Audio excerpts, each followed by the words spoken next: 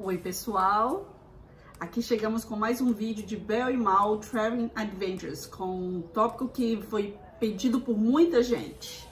Sim, o nosso tópico hoje vai ser a comparação das escolas do Brasil com os Estados Unidos. Vem com a gente. Vem com a gente.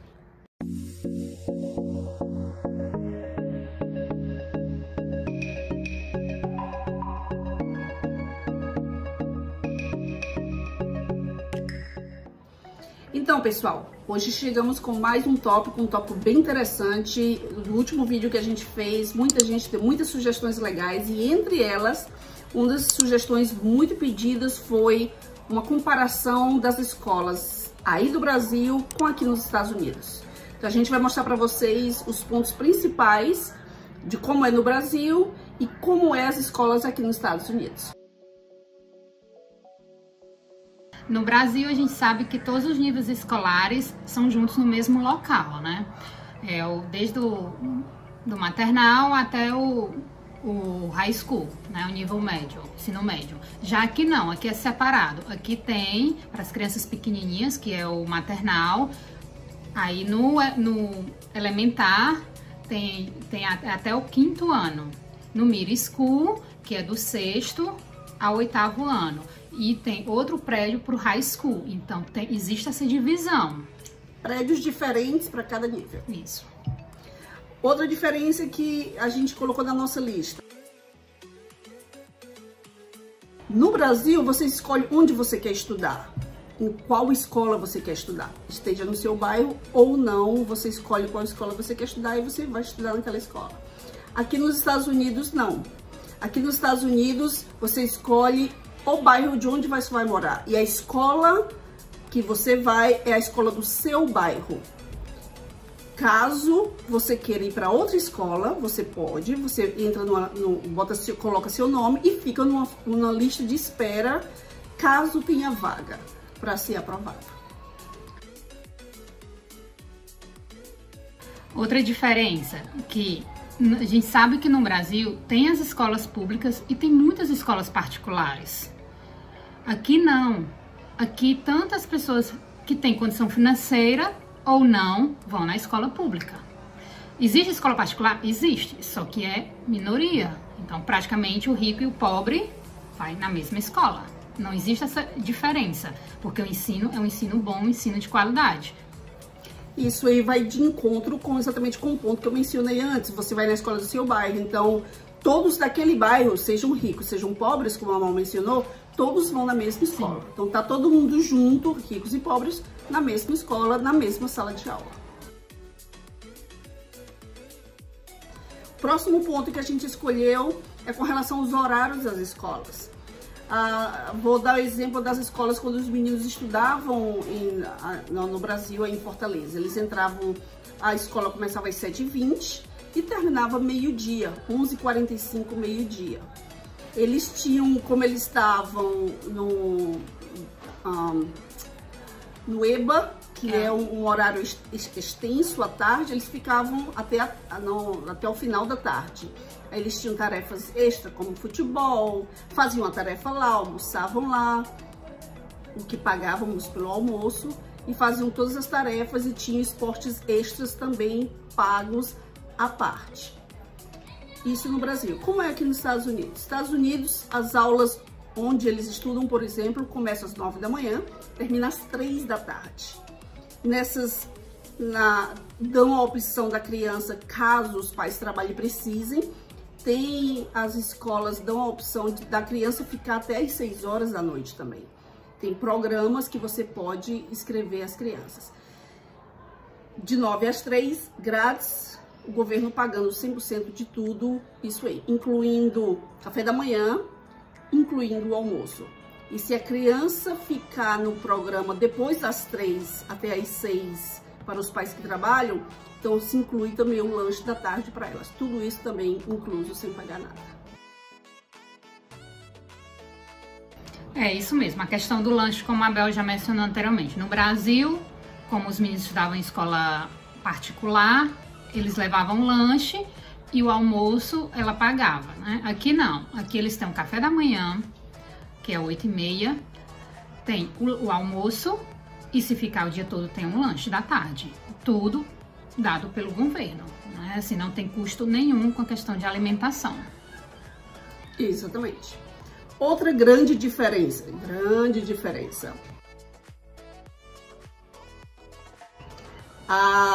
material escolar no Brasil, cada um compra o seu, na verdade, muito caro. Eu lembro demais quanto eu pagava pelos dois material escolar no início do ano, e cada um fica responsável pelo seu próprio material em sala de aula. Por exemplo, o conhecido estojo. Os meninos levavam de tudo dentro desse estojo, não? E toda uma coleção de material. Cada um é responsável pelo seu material e você leva seu próprio estojo. Isso no Brasil. Como é aqui nos Estados Unidos? Bem diferente. Material escolar é todo 100% dado pelo governo, incluindo livros, cadernos, lápis e borrachas, tudo dado pelo governo. Na verdade, eles até motivam a criança a não levar o estojo e dizem, se levar, ela vai ter que compartilhar. Exatamente porque é providenciado pela escola. Então a escola providencia todo o material para elas. Você não precisa se preocupar simplesmente com nada. Tudo providenciado pelo próprio governo. Outra grande diferença, né? No Brasil, as tarefas, pelo menos em algumas escolas, estamos mencionando as escolas que os meninos estudavam, ela é feita no livro ou no caderno. Aqui não. Cada criança ele recebe um mini computador que se chama Chromebook e eles fazem todas as tarefas no computador, tanto em casa como na escola. Eles não têm mais essa tarefa de escrever, já é tudo digitalizado, já é tudo digital, já fazem trabalhos de PowerPoint, tudo no computador, já faz a apresentação desde a quinta série. Eles já estão todos informatizados. Interessante esse ponto também, que apresentações, por exemplo, eles fazem trabalhos em grupos, apresentação Sim. em grupo. Então tem um PowerPoint que eles usam no Google Drive, tem o seu grupo, todos eles, cada um fica responsável por um tema, eles vão lá, adicionam o seu tema, fazem o seu trabalho, salvam tudo online, conversam entre eles online também, e no dia da apresentação fazem a apresentação para a sala de aula, para o comitê, ou para a professora, para todos eles. Tudo isso pelo computador. Fazem a tarefa, no momento que fazem a tarefa, eu acho assim, muito efetivo. Recebem a tarefa, depois que terminar a tarefa, eles têm que submeter. Então eles não submetem, eles enviam. No momento que eles enviam, eles não conseguem mais editar nada. No momento que eles enviam, a professora já recebe e ele já recebe uma nota automaticamente para aquela tarefa que foi feita. Testes, eles também têm pré-testes que eles recebem, fazem e já recebem a nota. Tudo isso automaticamente a professora já recebe, então ela sabe quem fez a tarefa, quem não fez, já anuncia a nota automaticamente no setor de notas e o aluno, junto com os pais, pode acompanhar exatamente o progresso da criança no colégio instantaneamente, porque você vê tudo o que está acontecendo. Outro ponto, bem interessante também. No Brasil, como nós fazíamos, os pais vão deixar as crianças no colégio. Isso é bem comum. E uma vez que já estão maiores, eles vão sozinhos, tem o transporte público, ou você paga o transporte escolar, que era o que os meninos usavam também um pouco mais adiante. A gente começou a pagar pelo transporte escolar em Fortaleza. Como é aqui nos Estados Unidos? Aqui nos Estados Unidos, alguns alunos usam o transporte escolar da escola, que são esses ônibus amarelinhos que vocês veem. Muito nos filmes. Ela passa por todo o bairro, pegando as crianças, usam a escola, ou vão sozinhos a pé.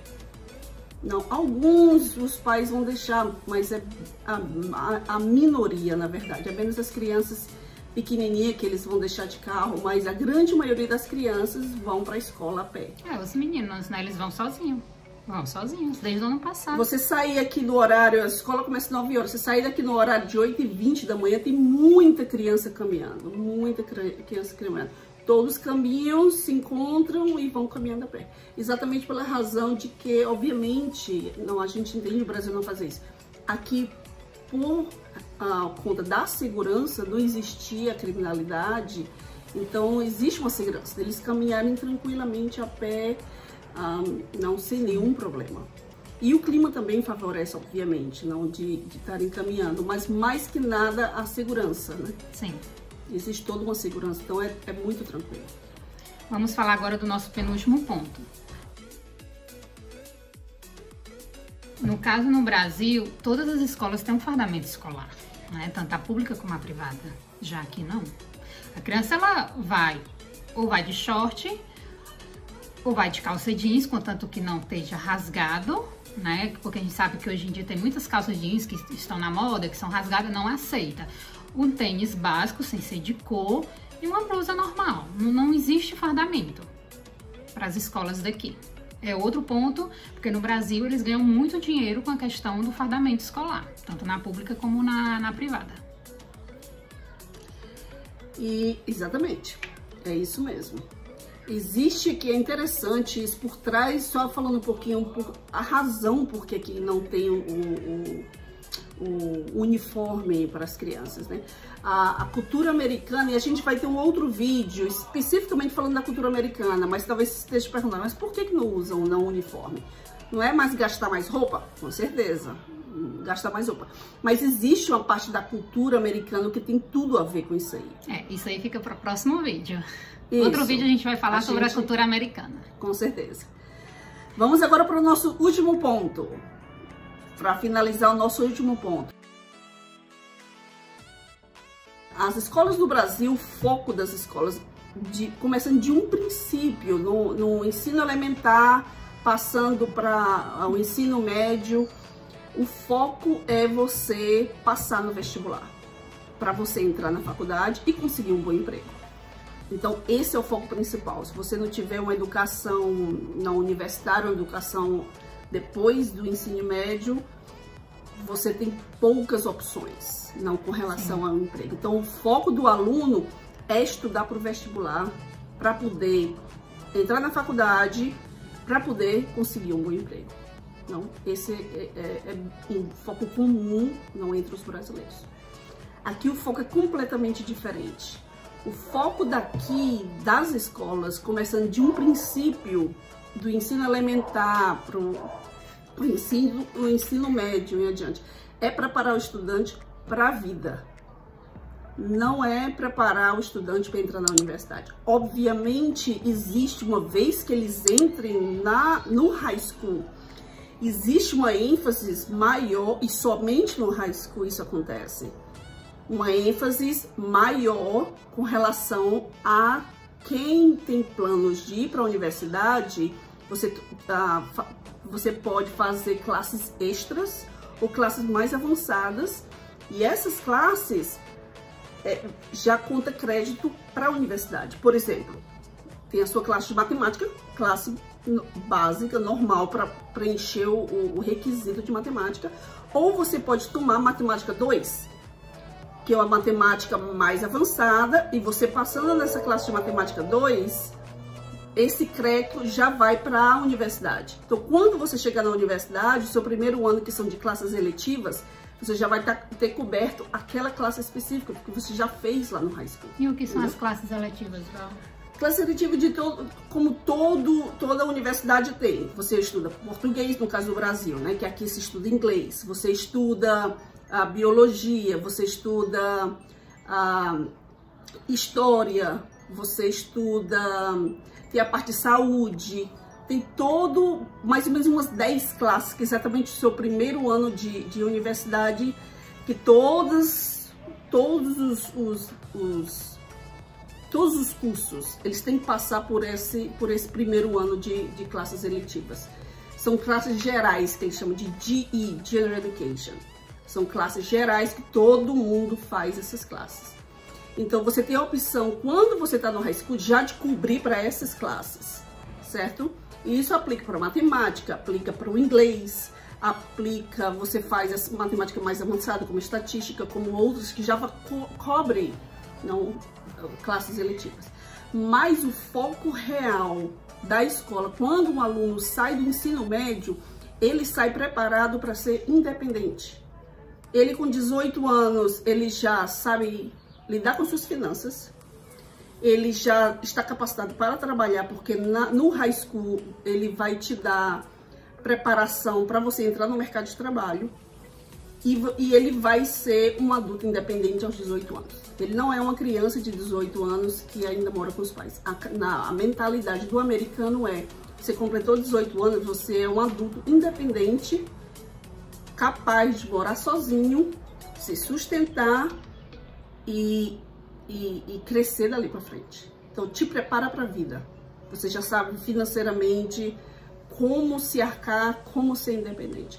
E é assim muito, muito diferente essa parte da cultura americana. Isso aí vai ficar para um próximo vídeo, não é, Val? É, tem muito da cultura americana. Muito da cultura daqui. De como o foco deles faz com que o jovem de 17, 18 anos pense no seu futuro com relação à universidade, mas ele já está capacitado com 18 anos, todo adolescente aqui trabalha e muitos já moram só. Exatamente por isso. Não, pela cultura deles, eles já estão preparados para isso. Então, nosso vídeo vai ficando por aqui. Espero que vocês tenham gostado. Se gostou, já deixa aquele joinha que nos ajuda muito. Não é inscrito? Se inscreve aqui embaixo, ativa o sininho de notificações, porque a gente vai trazer mais e mais novidades em relação à cultura americana, em relação às comidas, as coisas bizarras que muita gente pediu, que é diferente do Brasil, que é diferente pra cá. Então, não é inscrito? Se inscreve, ativa o sininho de notificações e dá aquele like, compartilha com alguém que tá vindo pra cá, quer saber um pouco sobre as escolas, muita gente não sabe, ok? Espero que vocês tenham gostado, tem muito mais por aí, fica com a gente, acompanha a gente e um beijo grande de Berrymouth Travel Adventures. Beijo!